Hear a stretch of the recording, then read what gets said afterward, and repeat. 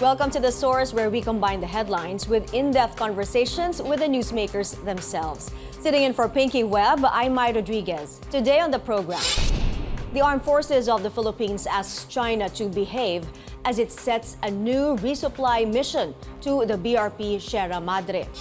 Former President Gloria Macapagal Arroyo denies a deal was made with China to remove the BRP Sierra Madre from Ayungin Shoal during her term. And senators seek a probe into the death of a Navotas teen who was killed by the police due to mistaken identity. Senate Minority Leader Koko Pimentel joins us live.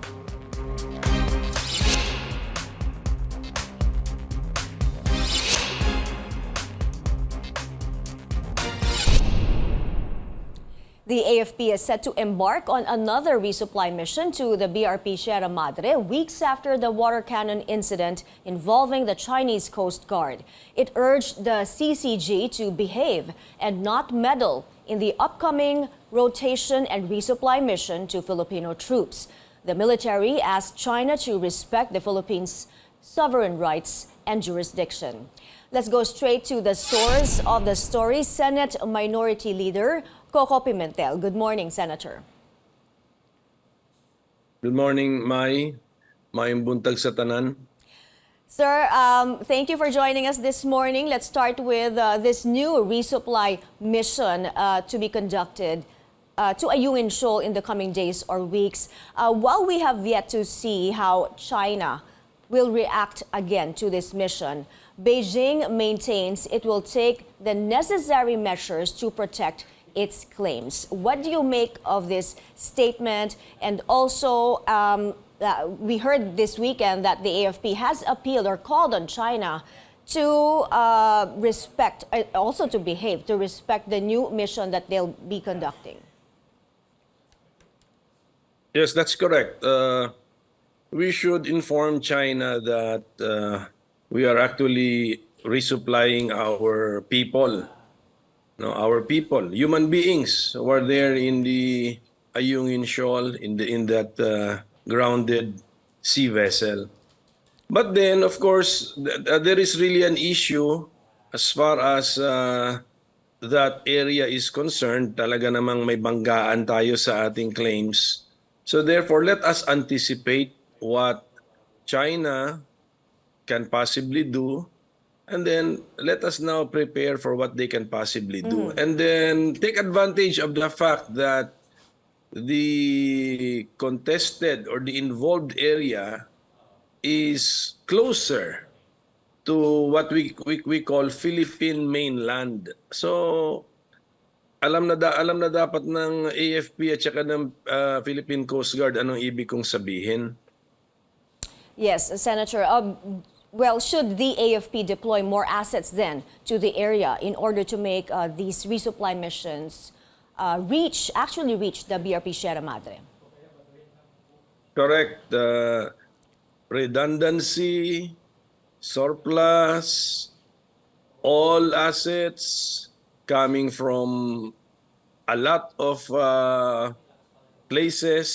So pakita natin that we can do this in spite of some resistance, because let us not anticipate or prepare for a perfect world, because there is really a clash in claims. In China they teach this to their young school students that that area is their territory. So that is really their position. We disagree with their position. We have our own position, and they disagree. They disagree with our position. So paghandaan po natin na there will really be some resistance or some actions pursuant to a certain perspective. But then look at the geography. Sinasabi nga natin geography is part of our argument that this is really Philippine territory or Philippine maritime zone, because if you look at geography, logic tells us that that should be the case. So take advantage of the geography that we are citing. Well, your colleague, Senator Cheese Escudero, is proposing a budget of 100 million pesos in 2024 for the possible construction of a structure in Ayungin Shoal. Is this something you support, Senator? Yes, that is a possibility. I will keep an open mind to that idea for as long it is for as long as the structure is non-military in nature. That should be okay because the Philippines position is that Ayungin Shoal is within the exclusive economic zone of the Republic of the Philippines, and then under international law, the coastal state, tayo yun, yung may coastline doon, can build structures within its exclusive economic zone to take advantage of the resources found in the EEZ, to help its fisher folk just for emergency cases, etc. But For as long as it's a non-military structure, that's okay. Yes. Non-military structure, what kind of structures do you think can be constructed in Ayungin Shoal, and sino po ang magko-construct? Pwedeng BIFAR, DNR, pwedeng DPWH, pwedeng DA. Depende po yan sa programang o proyektong maiisip. So for our fisher folk, for example, ang ating scenario would be they are in the area, then all of a sudden there is bad weather, dapat meron silang masilungan. Like a shelter, that for is example. That's a shelter. That is not a military structure. And then pwede tayong maglagay siguro diyan ng parang halfway house for our research vehicles. They can rest or they can resupply. We can do all of these things. Senator, do you think is construction even doable? Kasi po itong resupply missions pa nga lang ay, nagkakaproblema na with the Chinese authorities given the latest water cannon incident and the actions of the Chinese Coast Guard. I'm not saying that there will not be any problems or any resistance, but the idea, since the Philippine perspective is that is part of our EEZ, then the idea to build a structure in our EEZ is not against international law, and if we can afford it, we should entertain it. Lalo na, especially if it makes sense, it has a purpose, a civilian purpose to our fisher folk. Okay, yon. But then, actually doing it, if there's a will, there should be a way. Okay, Senator, we talked about the proposal of Senator Cheese Escudero to allot a 100 million peso budget for construction in Ayungin Shoal. And speaking of budgets, Senator, given these external threats in the region, are there any items in the proposed 2024 budget that you want to be realigned in order to strengthen the capabilities of our armed forces and the Coast Guard? We are always open to that, but I have not studied the 2024 proposed budget yet in detail. No? But generally speaking, we should beef up the Philippine Coast Guard. Yung military, there has been a long-term plan to modernize their facilities and their equipment and their vessels. Unfortunately, what I'm hearing is they are excited about purchasing submarines.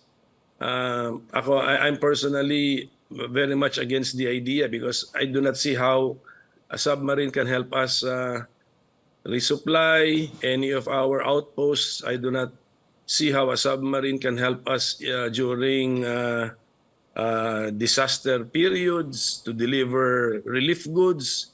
Wala eh. It's actually just a parang what they call a bling bling. Yung pangano lang because it has become the trend in our area that other countries have submarines, then we should also have a submarine. We should concentrate on surface vessels. Specifically, Senator, ano pa po ang kailangan ng Coast Guard natin?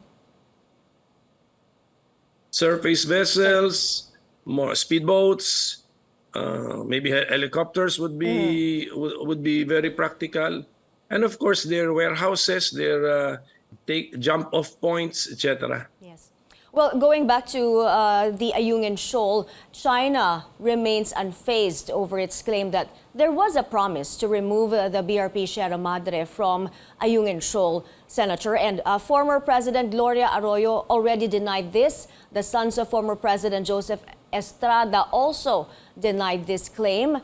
And President Marcos even said that if there is one such promise or deal, that he is already rescinding it.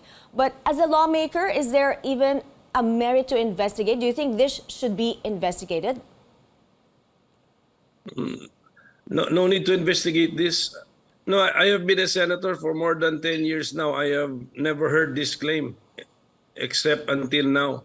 So this could be a bluff, to keep us preoccupied with something which is not that important. At any rate, President Bongbong Marcos, siguro he wanted to put an end to this to this path, no, so that we will no longer pursue this path. Sabi niya, if there is one, I rescind it. So that's it. Tapos na po yun. Okay.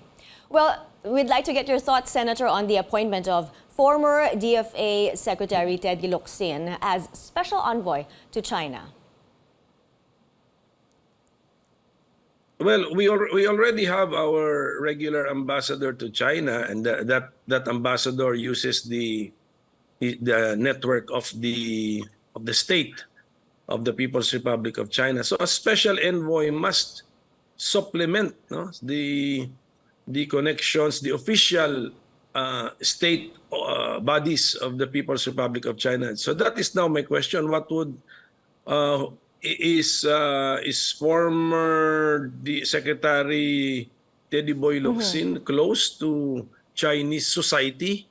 Not government, kasi ang government, meron na tayong government to government. We have our own regular ambassador. So we should have appointed someone who has extra connections to use in addition to Do you have the anyone in official mind, Senator? state organs. Do you have anyone in mind who should be appointed instead? No, I don't have someone in mind, but I know that this administration already has designated some Filipino-Chinese business people to also serve as special envoys to China. So siguro dinadamihan nila, and they're limiting the scope of the special envoy. So how about former I President hope the Duterte, approach- Senator? Former President Duterte, his name has been floated, the name of former President Rodrigo Duterte. Yeah, if the former president wants the job, then and he still wants to work, okay po yun. I think it's a good idea kasi his connections would also be to personal connections niya all the way up to incumbent Chinese officials. Okay, we have lots more things to talk about, but we have to take a short break. This is The Source on CNN Philippines. Stay tuned.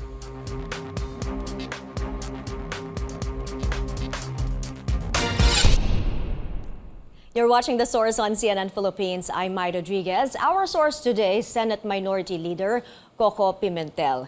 Now, Senator, let's talk about the ASEAN and China that will be holding the Code of Conduct talks this week, starting tomorrow, August 22 to 24. But the COC talks has been ongoing for over 2 decades now. Are you still hopeful that a code will be finalized? We have no choice but to pursue such a code. At the international level of negotiations, I think this is part of the realities that it really takes years to come up with something. So in this particular case, 2 decades na po yan, Yes, alam ko. 2 decades. So we have no choice but kasi this is multilateral So and then it involves ito talaga economic, military and political interests of more than two countries. So we really expect hard negotiations, and this will really take a long time. But in the meantime, there should be progress in some other areas. Well, there are concerns, though, that because it has taken this long, could the delay result in a weaker or diluted COC? Well, not necessarily, but it could also mean that there will never be a COC. That's why other courses of action must also be explored. Okay, well, should the Philippines maintain, though, that the recognition of the 2016 Arbitral Award be part of the code? And that's something that China has been calling illegal, null and void. Well, if we insist on the 2016 arbitral ruling, which one party to the negotiations of the code does not accept, then maybe that is the surefire formula to never have a code. So maybe code of conduct ito, yung para yung actions lang ba? Yung actions should not escalate into actions which can be deemed as warlike. So it's a code of conduct. But the Philippines, whether or not the 2016 arbitral ruling is mentioned in any code of conduct agreement, must claim our victory in the 2016 arbitral ruling and be proud of that victory. From when we filed the case, that means we were ready for the result, and since we won some victories in the said arbitral ruling, we should support the ruling all the way. Okay, Senator. Ituro din natin, ituro sa Pilipinas, i-share sa buong mundo para ituro din nila sa mga maritime or international law institutes nila. Okay, Senator, let's talk about the mandatory ROTC that's being proposed. Given the unpredictable geopolitical landscape, some lawmakers believe that it's time to bring back the mandatory ROTC. Do you agree, Senator? Well, I disagree because if we look at the specific version pending before the Senate, it's again a very confused version. We want to expose our college students to military concepts, and then dinagdagan pa nila pati police law enforcement, disaster preparedness, good citizenship, good conduct, and right manners.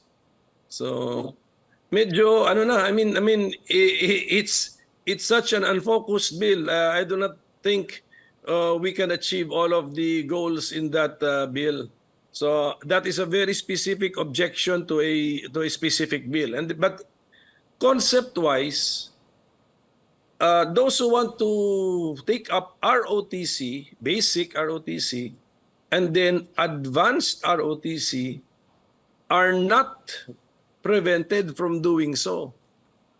Allowed na yan under the NSTP existing program. Mandatory ROTC is one of the three tracks that students can freely, voluntarily, and intentionally choose. So nandyan na po yan. So, and nobody is saying that the system is not working. Except that there are three tracks. And some students choose one, two, or three. So, ang gusto lang mangyari ng proponents natin, there will be only one choice. I think this is already unnecessary and illogical. Marami rin naman students marami rin students choosing ROTC. Okay, Senator. We'll have to take another short break. This is The Source on CNN Philippines. Please stay tuned.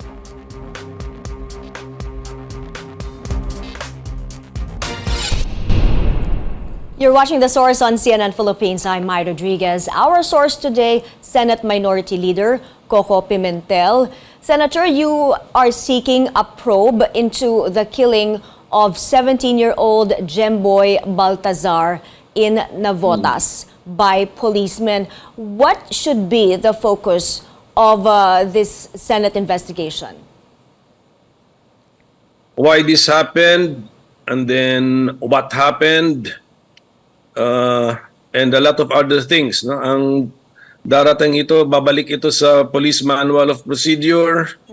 And then, of course, how did we help the family of the victim?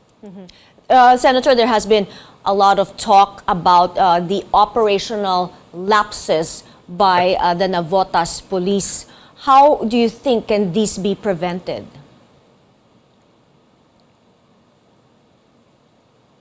Well, this should be used as an example that, you know, when you violate your manual of procedure and it results in a situation like this where there is loss of human life and loss of a young life, loss of a young innocent life. Gusto lang naman mangisda nitong si Jemboy. There will be severe consequences. Hence, anong message sa police? Seryosohin ninyo yung pag-aaral ninyo ng manual ninyo. Hindi lang yung kung ano yung nakasulat, alamin, intindihin kung bakit nakasulat dun yun. Well, from the basic facts that I know, but I must admit, I just got this from news reports. Pinaulanan na kasi sila ng bala, pa-approach pa lang yung ating mga kapulisan eh. Dalawa sila, mabuti hindi na tamaan yung isa at mabuti buhay pa rin yung isa. Siyempre, sino naman ang hindi matatakot doon? Di tatalong ka na talaga to protect or to save yourself. Ang dami nga po. So, well, yes. Marami masyadong I mean, yun pa lang ang basic tanong ko, kung totoo nangyari yun, bakit gano'n na kagad yung approach ng ating kapulisan? At doon po sa affidavit ng some of the policemen, sir, sabi nila they fired in the water, they fired shots sa tubig, ano? Yes. Tumalon doon kasi si Jemboy. Correct. Yes, that's it. So wala nang threat sa kanila yon. But that should be very basic eh. Pero yan ang tanungin natin yung mga involved, what was going on through their minds, bakit parang yung pati basic principles na pinapractice naman nila dapat yan, dinidrill sa ulo nila. Bakit at that particular time nalilimutan nila? Kung meron ba nagpaputok, susunod na lahat, wala bang may lakas ng loob na nagsasabing stop firing, mali itong ginagawa natin. Tapos ang pagkakaalam ko pa, dahil nag-speech dito si Senator Rafi Tulfo, gusto rin niya itong paimbestigahan. Ako, resolution, siya speech. Iniwan pa yata yung katawan sa sa tubig eh. So hindi na proper proper actions ng mga kapulisan. Something went terribly wrong. Ngayon, ang tanong, terribly wrong nung araw lang na yon o nung gabi na yon, or something is terribly wrong with our entire police force. So yan yung gusto nating malaman. Good luck on the hearing, Senator, and thank you for joining us this morning, Senate Minority Leader Koko Pimentel. Din po. And thank you for joining us here on The Source. Sitting in for Pinky Webb, I'm Mai Rodriguez. You're watching CNN Philippines.